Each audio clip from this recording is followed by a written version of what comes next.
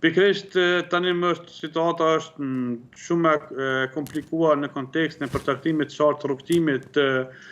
konceptit marrëveshjes së Daytonit dhe konceptit të bashkëtesës të etniteteve në kuadër të konceptit federal dhe Republikës Srpske të Bosnjë Hercegovinës. Pra kjo dëshmon faktin se kemi të bëjë këtu me një situatë e cila është krijuar, e dizajnuar, e formsuar në Dumën ruse dhe do dikush duke parë se vetëm mundësi për të kryer obligimet dhe mbështetjen që ka patur gjatë periudhave të ndryshme nga ana e Moskës zyrtare, sepse çysh dihet faktin që në pjesën e Republikës Srpske ka shumë oligarkë rus, të cilët janë të lidhur afër me presidentin Putin, kanë tani më pasuritë e tyre të deponuara në Bankën Qendrore të Republikës Srpske në Bosnjë Hercegovinës. Pra, kjo dëshmon faktin që tani më Dodik do të vazhdoj luftën, do të vazhdoj të kontestoj në konceptin federal të Bosnjë Hercegovinës dhe që kërkesat që ka ardhur nga ana e sistemit gjyqësor, prokurorial i nivelit federal, padyshim se e vendos në situatë që tani më do të involvohet padyshim edhe faktorë ndërkombëtar, respektivisht Interpoli do të marrë kërkesa eksplicite për të arrestuar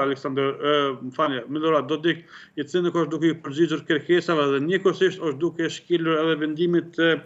ish presidentit të Bashkuar të Amerikës Biden sa i përket çështjes së përcaktimit të interesave nacionale të Bashkuar të Amerikës në kontekstin e Ballkanit Perëndimor. Pra, Dodik sipas gjitha xhasave nuk do i shpëtoj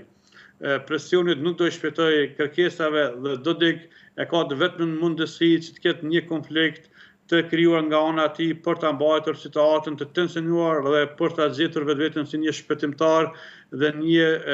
person kusht në arenën ndërkombëtare si gjëja, pa atë nuk mund bëhet dhe nuk mund të ekzistojë Republika Srpska, respektivisht Bosnja e Hercegovinës, por që mbetet për të parë Smeralda në javët në vim, sepse ne do të shohim një intensitet të shtuar nga Bashkimi Evropian, njëkohësisht për audiencën e juaj, NATO-ja ka forcuar trupat të saj në EUFOR, të cilët tani më sipas informacioneve nga terreni janë mbi 2000 trupa të re, të cilët kanë hyrë në pjesën